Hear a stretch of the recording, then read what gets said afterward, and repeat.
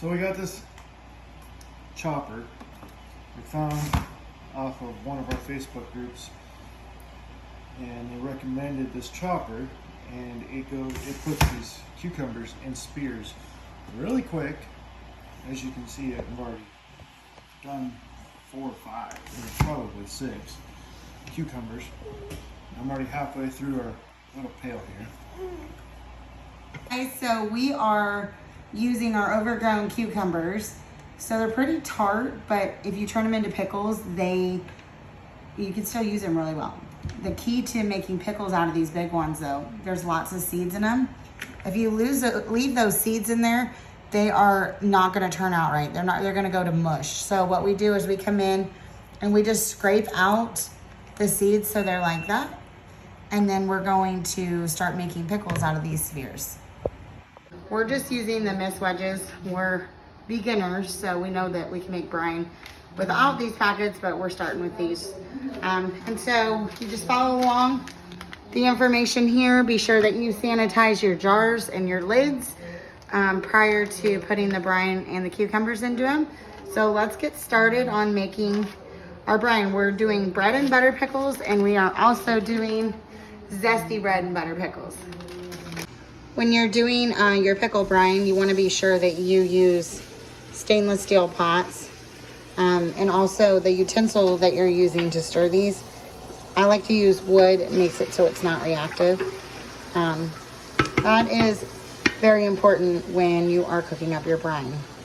We're going to get these brines here boiling. Once they start boiling, we are going to turn them down very, very low, and keep them at that low temperature until we are ready to fill our hot jars with this brine. All right, we have our hot sanitized jars here. This extra crunch, I suggest using that because it does keep your pickles crunchy while they are in the jars and they're storing. Use a ½ teaspoon for pint jars, and I do about 2 teaspoons for the quart jars. We're using quarts because we do have our overgrown cucumbers. We start packing the jars with the cucumbers, and next we will fill them with the brine. Now that we have the brine in our jars, we are going to go through and get all the air out by just pushing down around the cucumbers.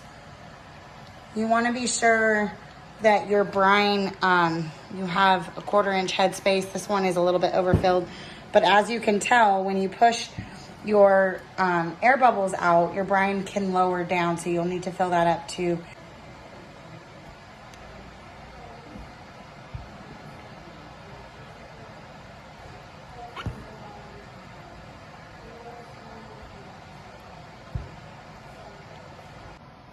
Next up, we are going to just get a little bit of vinegar on the paper towel and wipe off each rim of our jars.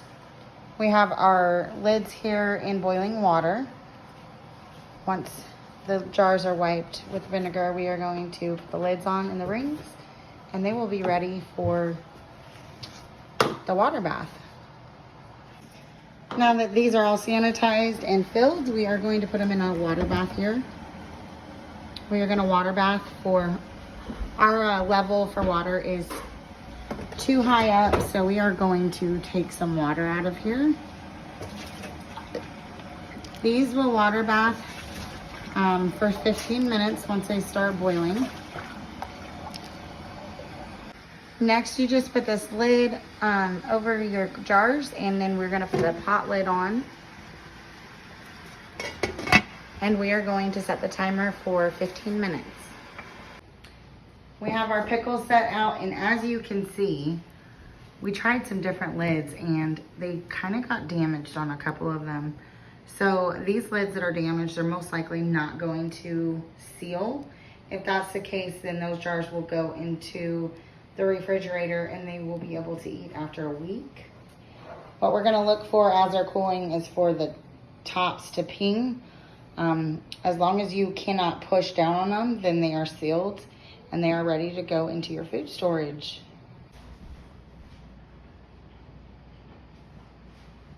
Thanks for joining us as we made some pickles today. We are excited about upcoming videos. We have some projects going on out in the garden that we're going to share with y'all. And now we've got some pickles to put into our food storage for today. God bless, and we'll see you on the next one.